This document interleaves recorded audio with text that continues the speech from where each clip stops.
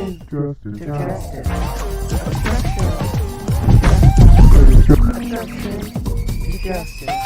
Obstruction to justice. Justice now.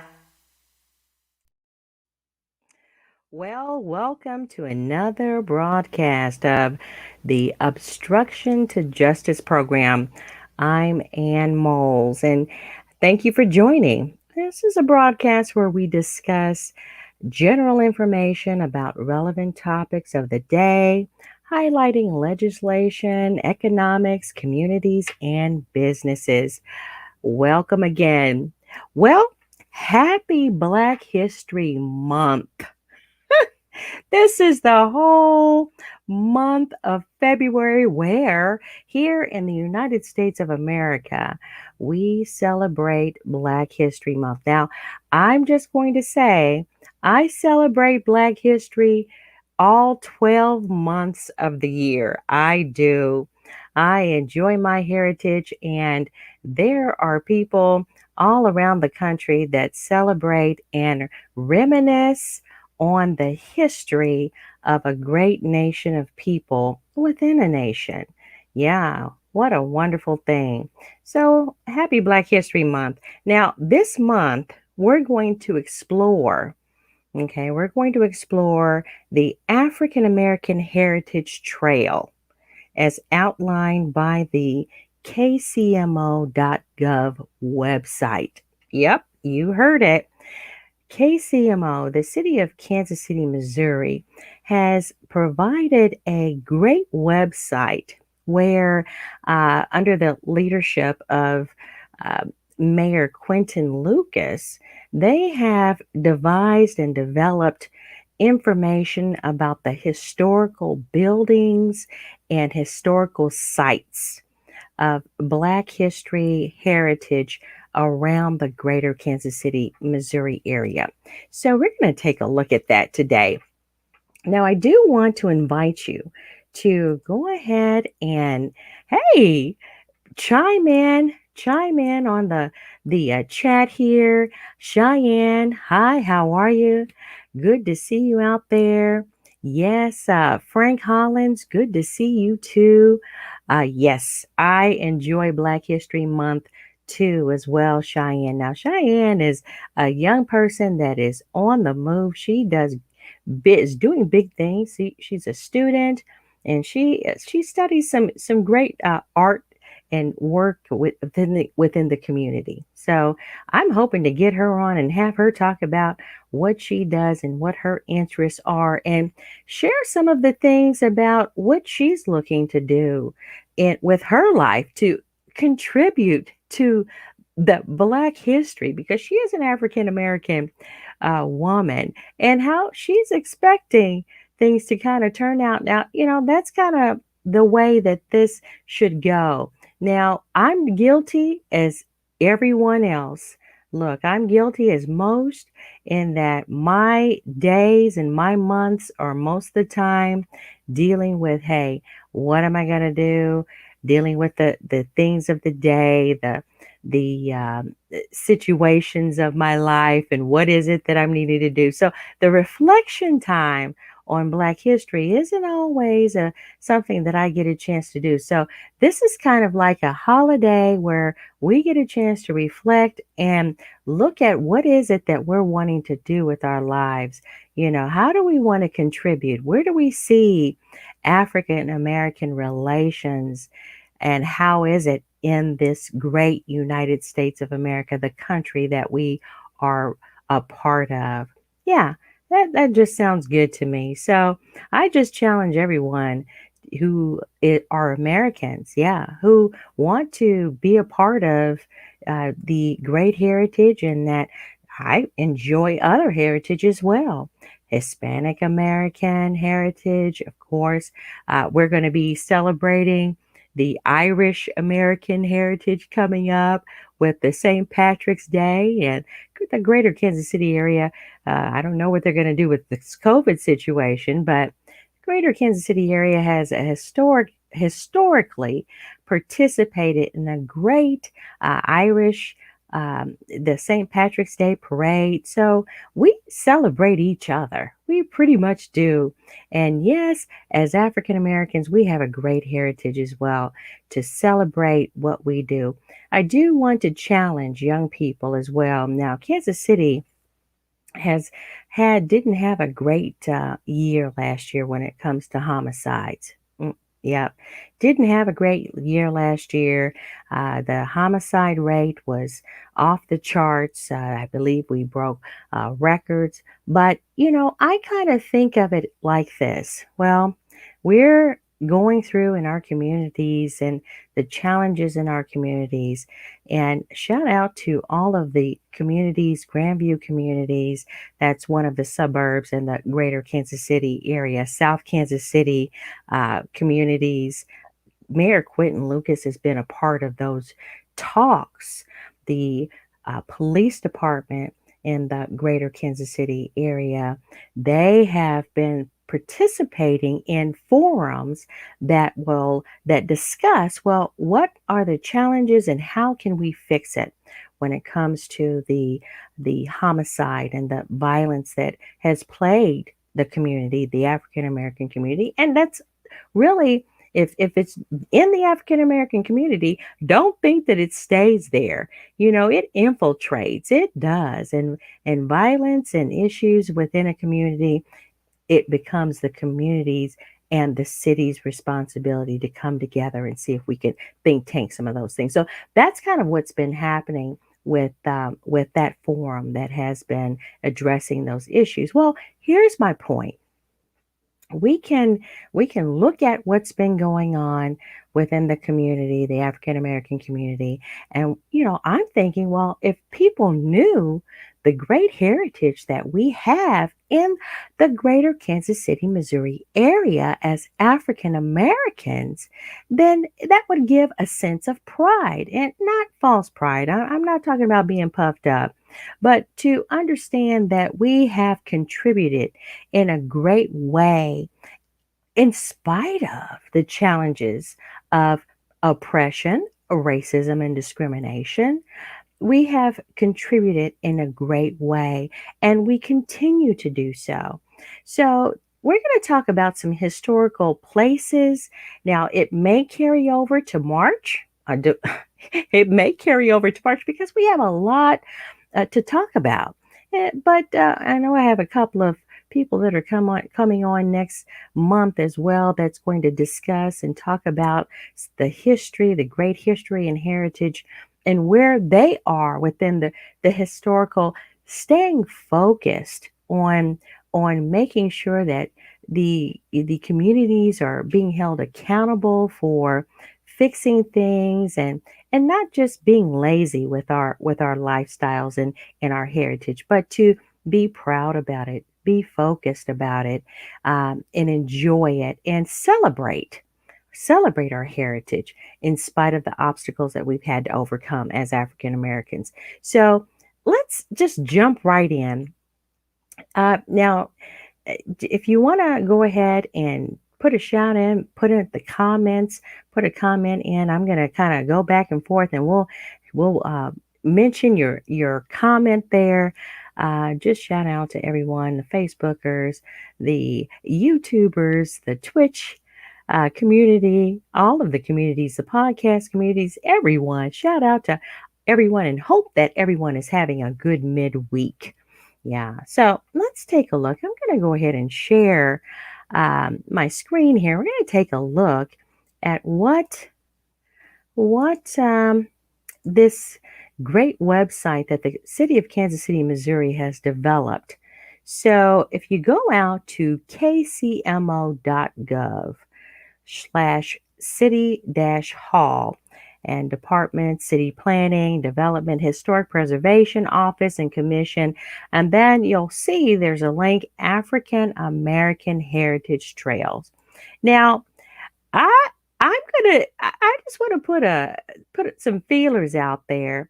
I consider myself African American. Now there's some older African Americans, people of African descent who consider themselves colored. Now, we've heard that term before, colored, Negro, and now that's kind of going way back. Now that just means black. The word Negro is black in Spanish, okay? Black Americans, but I like African American because that points me to the great continent of Africa. Now, here's the thing. We come from the continent of Africa as African Americans. And with that, there's a place that puts me to where I can relate to a place. Yes, Black American, Negro, colored.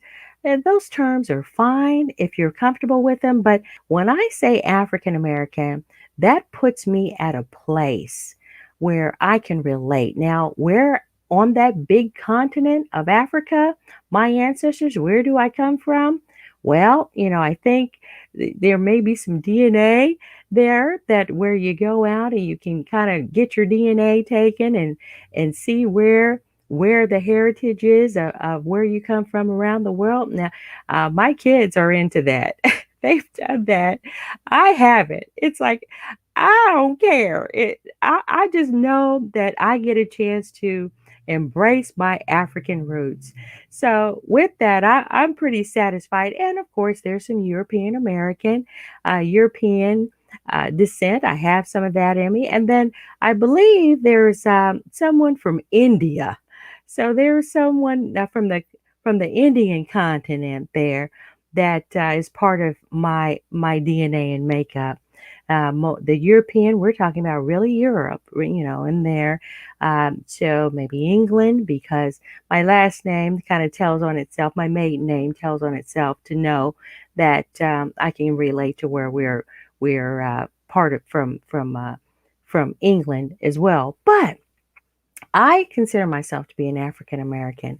Put in the chat what you consider yourself. What do you like to embrace? What do you like to call your heritage as? Black American, Negro, colored, or African American? Yeah, I'm kind of curious. So, with that, when we get out here to this website, the city of Kansas City, Missouri has developed, it really looks good. It does. And it outlines and highlights this several links where this it's the AAHTKC, so that's short for African American Heritage Trail of Kansas City. Now that link.org, that work is a research that's out there that has been done, and they're saying that it's only phase one.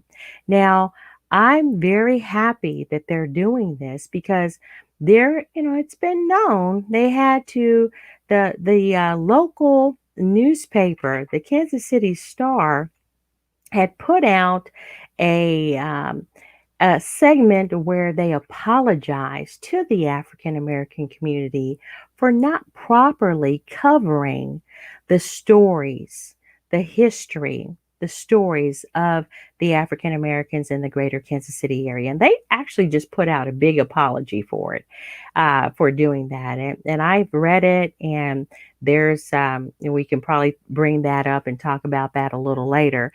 But that has happened. Now, we have the call paper. That's one where it had the Globe was another paper where it actually outlined and did well to bring the information of the Black community, the African American communities to the forefront so that the communities knew what was going on. All right. So that's super cool. But with this African American Heritage Trail website is live and it is out there, and it's just phase one. So it also has a list of sites, a more list of sites, frequently asked questions, and then quick links to existing national and Kansas City register listed African American historic sites. I would challenge you guys to go out and look at this. It may bring back some memories because here, I'm from the around the Vine District. That's where my family had their family business way back in the day, And I went to Lincoln High School for a while. So even with that, there's some links out there that where it's going to give you some more information. It talks about the different partners that are a part of this. And, so there's some quick links to where you can go out there and also stay connected. There's a contact people who are actually running the website. So if you have any questions, looks like please contact Brad Wolf or Lauren Manning, and they have a phone number out there for them as well. So, and if you have something to contribute to that, because with it being phase one, I know that there's still people out there that value the heritage, the African American heritage, and they may have some inherited contributions that they want to share information, stories. I know we've lost quite a few. We're all getting up there, guys, as far as age is concerned. So we have to pass down the stories and the legacy, the heritage stories of a great African American community. So if you have some information, go ahead and contact them so that you can just make it to where they can put it in the information and put it out there on the website. I think that would be a great thing. Now, let's go out. I found a link that is just too cool. And I want to go out here and take a look at this link. Now, this is the actual trail, the African American Heritage Trail, where it's a map. Yep, it's a map.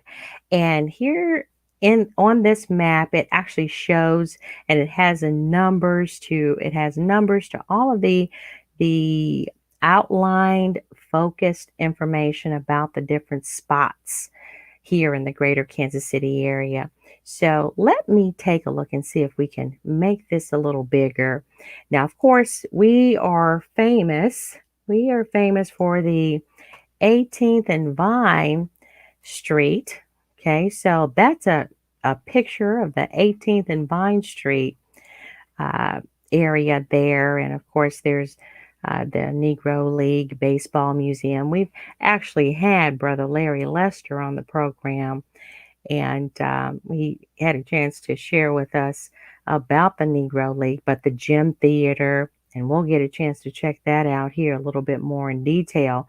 But this is a great picture that they have of it as where they had renovated. So it's out there, and it tells a little bit about the history of the 18th and Vine Street. And the Call newspaper, of course, is down there, established in 1919. It's one of the country's oldest African American newspapers and still operates there at 1715 East 18th Street. Okay, and this is also an area of the Jazz District. So down there in this area also is well known for the creation of a pioneering style of jazz during the 20s and 30s, the 1920s and 30s, and located nearby, of course, the original baseball museum for the Negro League's Monarchs. Oh, and a big shout out to, they've renamed the team over in Kansas. There is a local, sort of a local baseball team. They renamed the team the Monarchs down there. So that's pretty cool. Now with a big name like that, guys, I know you gotta play. You gotta play. I mean, those are some big shoes to fill. If you're gonna call your new team is called you're taking on the Monarch name, oh boy, you're gonna play like it. Okay, so now the thing about the 18th and Vine Street area is that this was a place where the professionals were able to set up shop. So you had your lawyers there, your doctors, your dentists down in that area. And this was, of course, 18th and Vine Street. Now Vine is close by the Paseo, but this was a time really where African Americans couldn't live past a certain street or block. So I remember a time where African Americans during there was segregation and everything, you couldn't live past 27th Street or 23rd Street, and there was a time when you couldn't live past 18th Street. So this is where the communities came together and the professionals did good business. Artisans were there.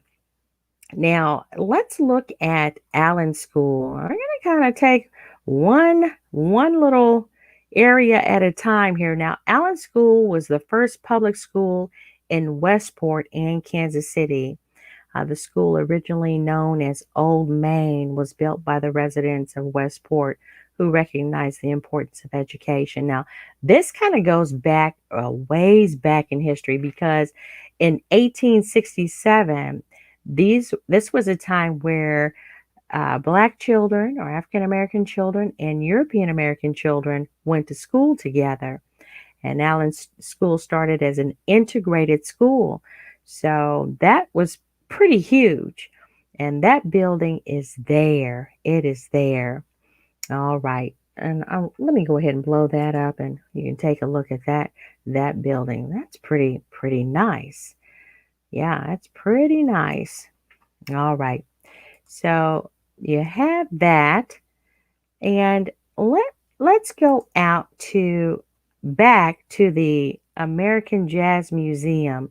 Now, there again is the American Jazz Museum officially debuted during an event hosted by Billy D. Williams and highlighting the best of national and regional talent, including Dinah Reeves, Al Jarreau, Harry Belafonte, and George Duke as band leader.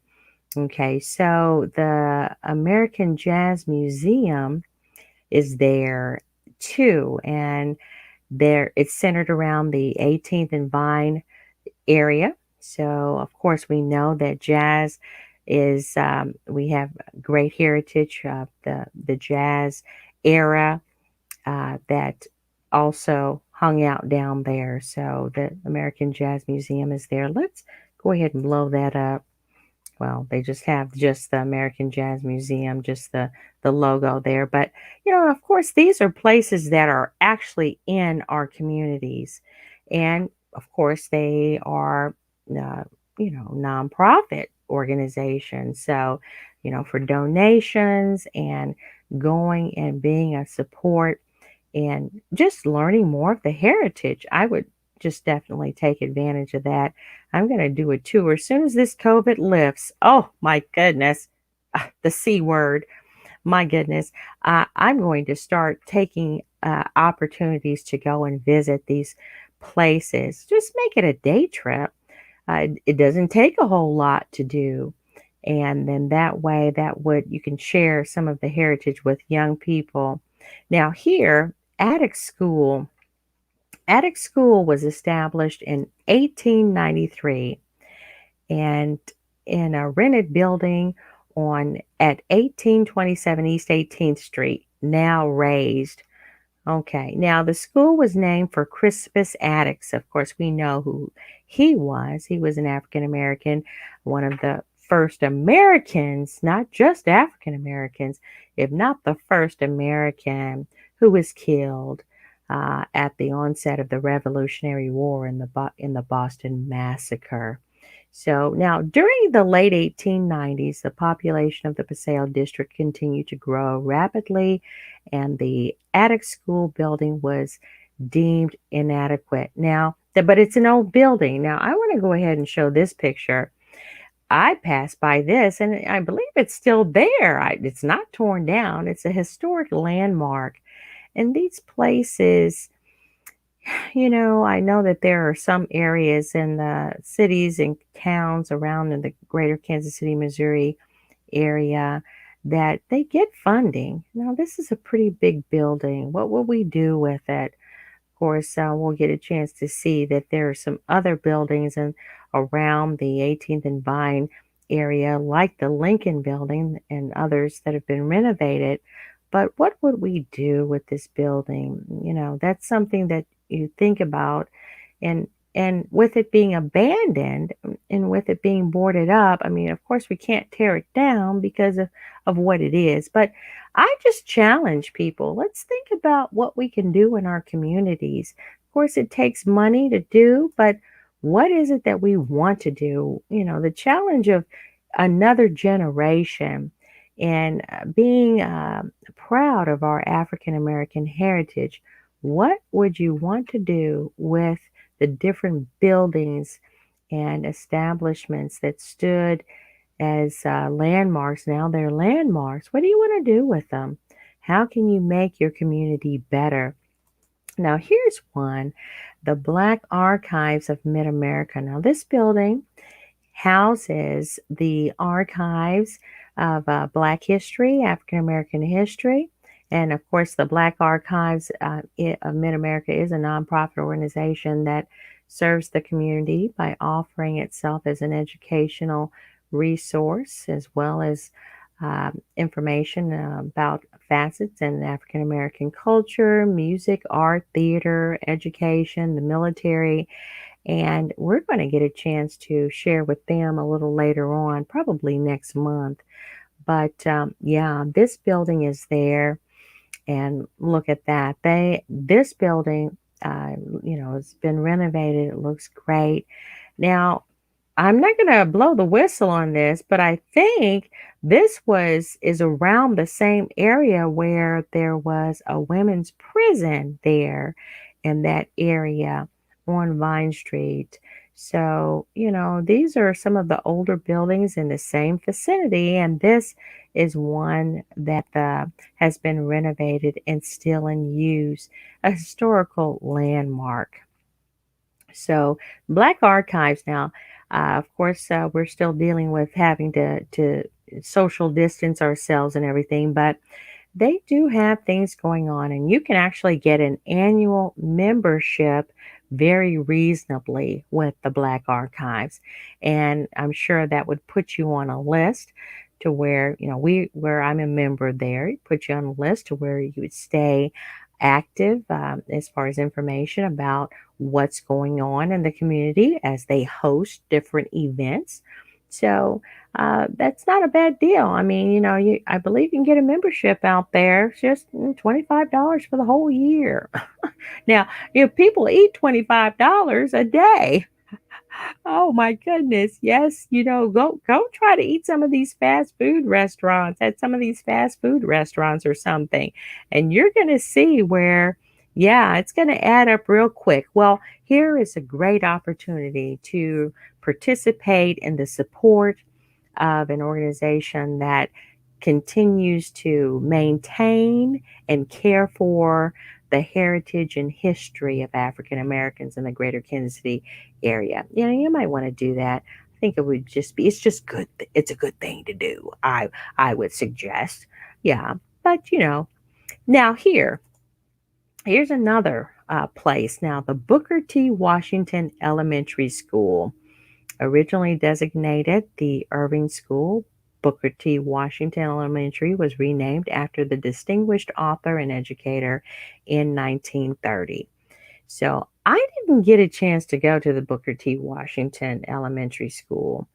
So it's been out there a while, but it did close. It says that, yeah, of course, you can go out here and read these little blurbs or the titles and little information about the schools and the different landmarks, but it was designated as a local landmark in 1985.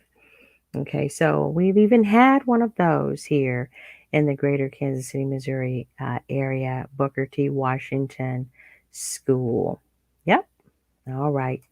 Now, I'm going to just go here to Bruce R. Watkins Center. Now, this is a great African American, and we're going to probably get a chance to highlight more of his life and the life of what he contributed to the greater Kansas City area here, the family. Now, the mission of the Bruce R. Watkins Cultural Heritage Center is to commemorate and interpret uh, the African American history, particularly in the state of Missouri, the city of Kansas City, Missouri, and its surrounding areas, through fostering educational, cultural programs regarding the past, present, and the contributions of African Americans. And they have this is a great facility here, but it also tells the story of a great American. Bruce R. Watkins did a lot of work for the greater Kansas City, for the Kansas City, Missouri area. He did a lot of work, and their family still, I believe, is there to assist you, your family, and your time of bereavement. But yeah, that's something that I think we're going to highlight. Great American there, and their center is there. I believe it's on Swole Parkway. Yeah, so for the Kansas City, Missouri residents, we know where that is. Okay, now, and we're going to stop with this one here, but Crenton House um, has had a lot of challenges. It was the house of the first African Americans to move into the Truce Lake neighborhood. Okay, so Truce Lake is actually a man-made lake that is in the center of the community between Paseo and Vine. And this was the home where that family, the first African American family, moved into the neighborhood at that area in this home. Nice home. It's still there, a historical landmark. And of course, they were met with um, violence. They were met with violence, and they had a bomb exploded, shattering windows in the home as well as homes in the homes of neighbors. So it was a lot of violence that this family and families of the past have had to overcome, and families are still overcoming issues that and violence against members of their family. But I tell you, if we can learn our heritage, if we can know that there were others that persevered, I just I just know that it lifts me up. It encourages me that one thing I know as a believer, and I'm going to throw that in there, is that what God will do for one, He'll do for another. And He has kept us. He has kept us. And of course, the African American communities, we wouldn't be where we are without the Lord and without our churches. And we're going to actually get a chance to speak with, oh, it's just going to be a great time, but it's probably going to be next month because there's a lot going on this month. But we're going to get a chance to speak with some of the pastors of the historic buildings, the historic churches that have been around forever and ever, for a long time. And you'll be surprised at the longevity of the church and the church community, that the communities that have been established here in the greater Kansas City area, and then they're still here. They're still thriving church communities. So that's another part of the African American experience, is that we definitely embrace our church communities as well. Well, just go out there and check it out. It's the African American Heritage Trail. The city of Kansas City has done a great job in identifying the different spots of history, the buildings and things of that nature. And now here, Mr. Frank Hollins, African Americans Historical Fact. Now, here's what he is sharing with us. Eastern Jackson County, Missouri was the last territory in the Union to abolish slavery. Yeah. Back then, Missouri wasn't a free democratic slave state. That is true. I remember that in history. So, of course, Jackson County, we've had and I'm still a resident of Jackson County. We've had issues with in the past with that, and of course they were looking at maybe even renaming it because of who Jackson County is named after. Have to do a lot of renaming of the different counties around the country. But yeah, the guy wasn't I don't care if he was a president or what, but he wasn't cool. He even led President Andrew Jackson led the Native American uh, communities, Native American people, through the Trail of Tears. So, there's a big statue, Jackson County Courthouse, down there by the Jackson County Courthouse. And I'm not surprised because, he wasn't a guy that embraced all of God's people, all of the creation of, uh, of people that God has created here. So, yeah, and of course, back then we wasn't a free democratic state, and Missouri was considered a slave state. That's true, and that's one of the reasons why, to overcome and to persevere, we know the challenges of what we had to go through, our ancestors had to go through, went through in the state of Missouri. And then that should just make us stronger. Yes, we get frustrated and angry because, hey, do we see that it's getting any better? But it can get better with you. The progress as we pour into and teach the heritage and history of the young people so that they can be aware and be proud of their heritage as well. Yes, see, the premise of the Democratic Party was to hunt down runaway slaves and kill them. Yeah, that's been noted. It has been noted. So with that, that's not just a fallacy or something pulled out of thin air, just something to say, but it has been noted. The state of Kansas, a Republican state, was a free state. That is true. And yes, the Underground Railroad terminated in the Condero district in Wyandotte County, Kansas. So even though, and there's a way of escape, isn't it? The challenges of slavery, and Jackson County does have the history of that. But right across the water, the Quindaro community, the Quindaro district, the Underground Railroad ended there and was part of that area. And of course, Kansas being a free state did a great work in helping people. So there's a lot of history, even thinking about that place, the Quindaro. So we're going to see whether or not we can get someone who also knows a little bit about that to come and share with us on that. Now, here's the thing. This is Black History Month, so feel free to drop us a line. Drop me a line, and if you want to come on and talk about your history, maybe you have some family history that you would like to share in that to that where your family had to persevere and overcome, and you were there and a part of it, go ahead and drop us a line, and we'll get you going with that and see whether or not you'd be interested in want to be a guest. Come on and let's share. Now, one thing, we haven't gotten to the civil rights movement part of it yet. Now, I'm kind of taking us back a little bit, but just to share a quick story about the civil rights during the civil rights movement. And we're talking about people persevering, of people that has dealt with oppression and discrimination and racism and prejudice.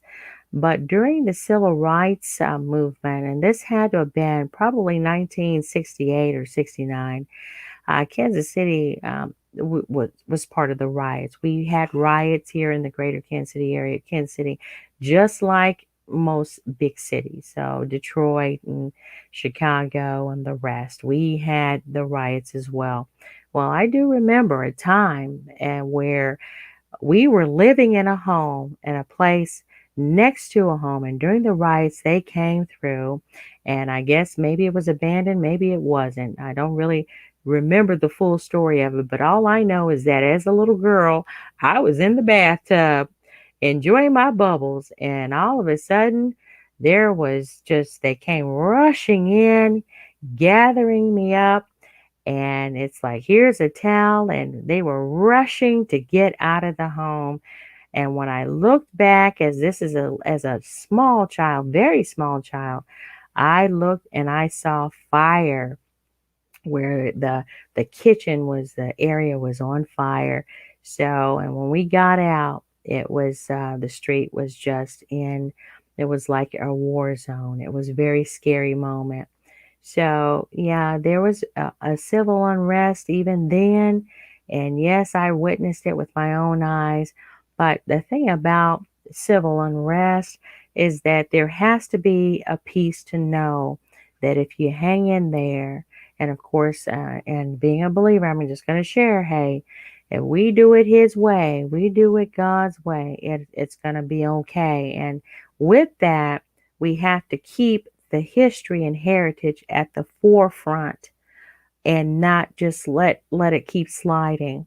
So keep the history and heritage at the forefront. Remember what we've done, our people, what we've done in the past, our great accomplishments, and tell the young people about it so that that can give them a sense of pride in the culture, and then to be able to embrace and say, hey, we as a people, we can overcome. We have overcame.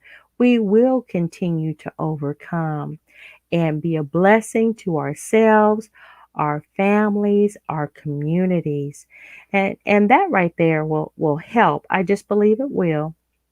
It will help to encourage, and maybe the gang member or the one that wants to cause problems in the community with the violence and the shooting and the murders, the senseless killings, and all of that. That they would learn to value life because of it being so precious. Life is a very precious thing. And we have been given opportunities to grow and to overcome as a culture, but not to forget and to stay focused and to continue to hold ourselves and others accountable for the different legislation, the laws that's been going on. You know, stay abreast, stay up on what's going on. Don't just wake up and go to sleep. I'm guilty of it too. Look, we all have our lives to live, but if we can include to remind ourselves and our children and each other that we come from a great ancestry, a great American, a great African American heritage, that we come from a great people that have persevered. And of course, we have a great God that has given us the ability to overcome in spite of the odds, then it will make it a better place, a much better place. Yes, yes. Thank you, sir. Thank you, Mr. Hollins. Thank you. And so, yeah, just let me know, if you have a story. And thank you for contributing, Mr. Hollins. That was great information. And yes, we have a whole month to talk about it. And we're going to go over even to March. We're going to talk about it for 2 months. We're going to talk about it until we just are satisfied. And so let's just go ahead and be about it and be happy about it and enjoy our African American heritage, our Black History Month. For sure, for sure. Well, we're just going to go ahead and cut this today. Yeah, we're going to be short about it. Usually we kind of go over, but that's because we have other people kind of hanging in there and sharing with us. But yeah, I think we have a good start. Don't forget to go out there and check it out. Now, we've also been working with ASBNC Training and Consulting. We've been working with nonprofit organizations to participate in helping young people as they are dealing with the COVID situation. So there are some school districts that are not holding class in the schools. They're holding classes online. And what's happened is the students have fallen through the cracks. They're falling through the cracks. They're being challenged and having to deal with learning online technology, trying to stay focused on where they need to be as far as the classes, the different websites. Now, at ASBNC Training and Consulting, we train online, but we train adults, and it can be pretty challenging even trying to train an adult. Adults don't always know and get it, much less little ones. And we're talking about first graders, second graders, and everything. So we are supporting tutor project. So it's the ASBNC Training and Consulting Tutoring Project, and we support tutors to assist and go in to the different opportunities and facilities that these nonprofits have provided access to. And we are able to tutor with the young people to bring them up to speed. Now, we're discovering some things that is pretty interesting. Now, you have a second or third grader and they don't know their alphabet. Yeah, yeah. So that's pretty challenging when that happens because then there's the acting out. And, you ever wonder why kids act out the way they do? Well, they're just trying to hide. Maybe they're trying to hide that they just don't know the basics. So they're trying to hide by acting out and being funny, being disruptive, being whatever, because they just don't know. Well, we're catching some of that. We're catching some of the students and before they fall through, and we're being able to redirect and tutor them to a point to where they can pick up and do better. Yeah, pick up and do better. And we're seeing some results on that. So if you want to go out and just donate, it's not there's another organization you can donate through LFHHM, Laborers for His Harvest Ministries, which is also mentioned on the website as one of the nonprofit organizations. You can do that if you like. You can also go out to the ASBNC .com website and donate $5. I believe that's what the link will allow for you to donate there. And then that way that will provide supplies. Okay, so supplies, because we're going pencil and paper. You have to know how to write, and that is just part of learning to read and write and identify and read and comprehend. But the writing part is very important. So we do support and buy and purchase supplies, and we give the donations to the parents who are having to stay home with their children because the facilities there aren't any facilities where the children are going to school. So they're having to do it from home. So we also get a chance to mentor the parents as they are doing the teaching, the home schooling and training for their young people there at home. So it's a project. It is a project. And this also gives us opportunity too to, encourage and also share. So these are moments to where, here, African American Black History Month.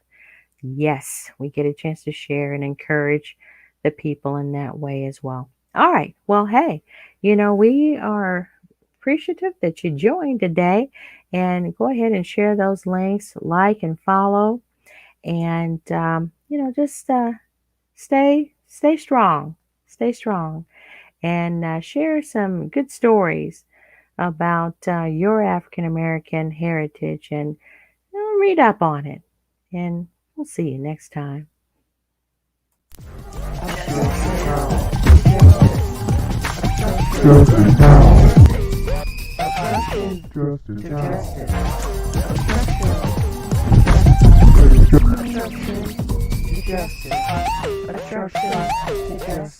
Justice now.